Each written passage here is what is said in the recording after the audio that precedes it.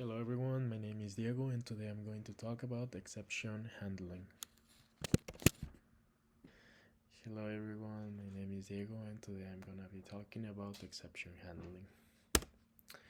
So I'm gonna explain when to use try-catch to handle exceptions. But first let's define what an exception is. An exception is an unwanted or unexpected event that arises during the execution of a program, discusses the normal flow of the program to be interrupted, and the program terminates abnormally. Exceptions can occur due to several reasons like network connections, problems, bad input provided by the user, opening a non-existing file in your program, etc. To prevent this from happening, we can use the try-catch block. I'm using a try-catch block to handle an arithmetic exception. In the try block, I'm gonna be putting the set of statements for the division operation, and after that, in the catch block, inside the parentheses, I'm gonna put the exception that I'm gonna be handle or that can occur in the try block. And the e letter or the e variable is a parameter that acts as a reference to the exception object.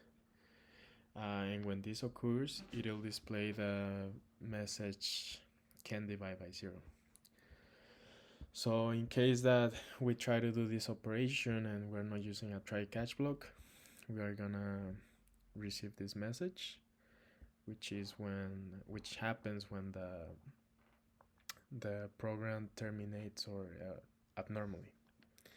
And if we try the try-catch block, this is the program won't be interrupted, and we'll get the message that we put in the catch block. Now I will explain the flow of control in try-catch finally. So the flow of control indicates that the finally block always executes whether there is an exception or not. So let's assume that the program enters the try block and no exception occurs, then the code inside the try block is gonna execute. After that, the control is gonna go or jump to the finally block and it's gonna execute. Now let's say that if the try block throws an exception, then the control is gonna pass to the catch block, and after that, or after the catch block is executed, then it passes the control to the finally block, which, as we said, it is always gonna execute. Now I will explain how to throw an exception. So before we catch an exception, some code somewhere must have thrown the exception. It can come from a personal code, a code from a package written by someone else, or the Java runtime environment. Regardless of what throws the exception, it's always thrown with the throw statement. When throwing an exception, we are creating a new exception object. This object will contain information about the error that occurred. This information is reflected by the exception time and the exception message, which contains a more detailed information of what the problem is.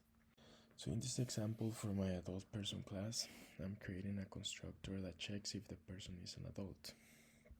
For that, I'm gonna be using an if statement that with the condition that if the age is less than 18, an exception is gonna be thrown.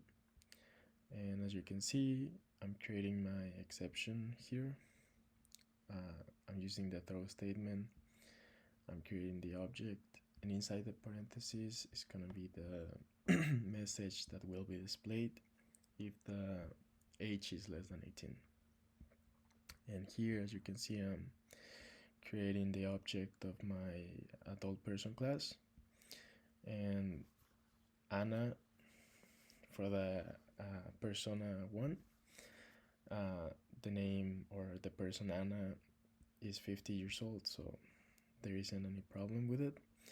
But Juan, that is 13, the exception is going to be thrown, so we can see the message that the exception throws here. So when and why the throws declaration is necessary on a method header. The throws declaration is a method header.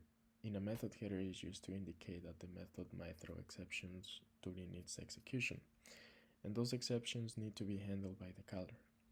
So imagine you're a postal worker sorting through a mountain of packages. Some packages are ticking suspiciously while others are leaking mysterious liquids. As a responsible postal worker, you have two choices. We deal with these problematic packages yourself, or slap a big handle with care, sticker on them, and pass them along to the next person in line, which would be something like the throws declaration. Example I have.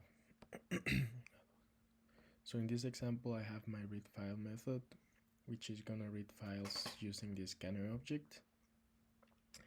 And as you can see, I'm using the throws declaration, which indicates that the method is gonna throw what might throw the file not found exception. And I'm using it here because it is not, the exception is not being handled here.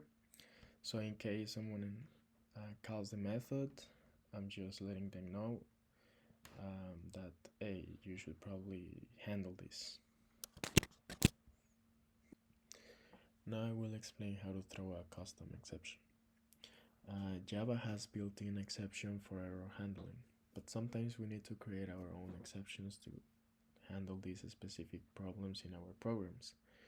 Now let's go through how to do that. A custom exception is just a class that extends Java's exceptions class. And this means that it behaves like a regular exception, but we can customize it to handle specific errors in our application. In this example, we created a class called InvalidAgeException that extends the exception class. The constructor right here is gonna take a message and pass it to the exception class using the super keyword.